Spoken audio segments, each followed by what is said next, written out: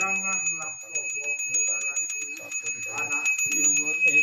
Menyombongkan diri paling bisa segalanya. Sangkan dan manggukan yang Sukam bawan Sustria bawan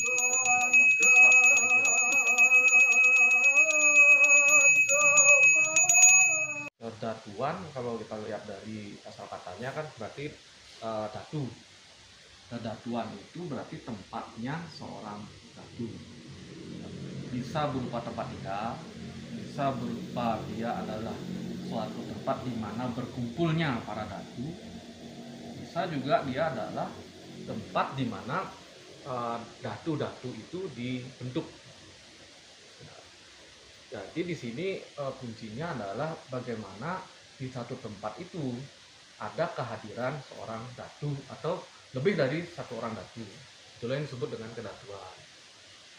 Sekarang pertanyaannya apa itu datu kan ya? Datu itu dia berasal dari bahasa Nusantara lama juga sebenarnya. Akarnya dari kata tu.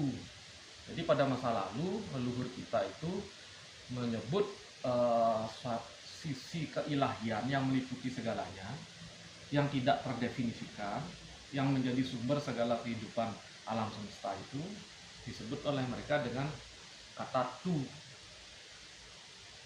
Karena memang tidak bisa dinamai, tidak bisa bagi mereka tidak bisa dideskripsikan, tidak bisa dikonsepkan, mereka hanya menyebutnya dengan kata tu.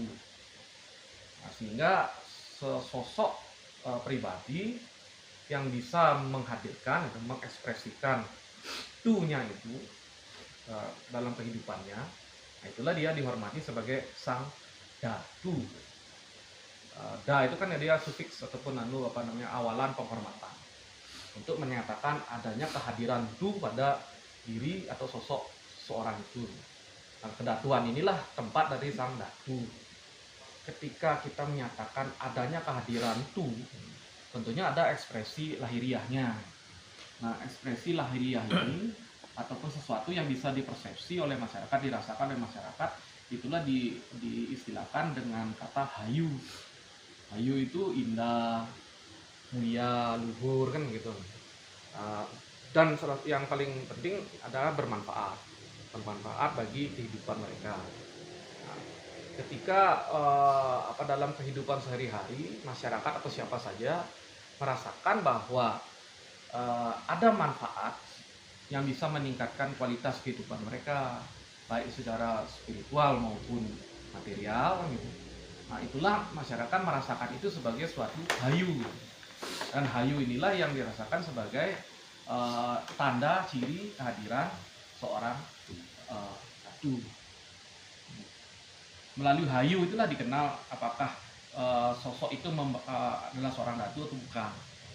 Apabila masyarakat merasakan sosok itu membawa hayu gitu, dalam kehidupan mereka baik secara spiritual maupun material, itulah yang diakui oleh masyarakat secara alamiah.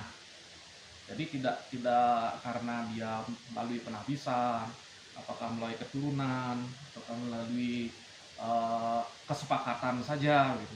Tapi ada rasa hayu yang dirasakan oleh masyarakat, diakui oleh mereka secara alamiah dalam diri sosok itu atau dalam diri tempat itu.